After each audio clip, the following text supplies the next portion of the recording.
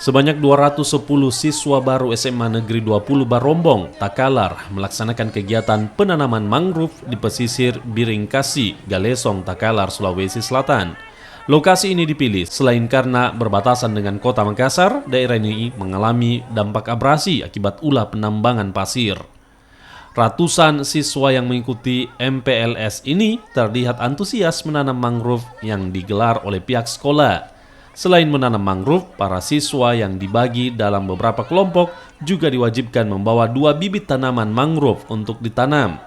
Kepala Sekolah SMA Negeri 20 Barombong mengatakan penanaman mangrove di hari terakhir masa pengenalan lingkungan sekolah digelar agar siswa lebih peduli pada lingkungan, utamanya di daerah pesisir pantai yang terdampak abrasi.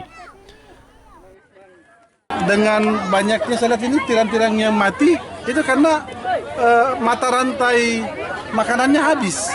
Itu disebabkan karena habisnya pohon mangrove yang ada di daerah Biringkasi di sini. Nah, sehingga SMA 20 Makassar, kemudian atas instruksi pemerintah Provinsi Sulawesi Selatan dan Pak Kadis Provinsi Sulawesi Selatan, kita combine programnya sebagai program ramah lingkungan.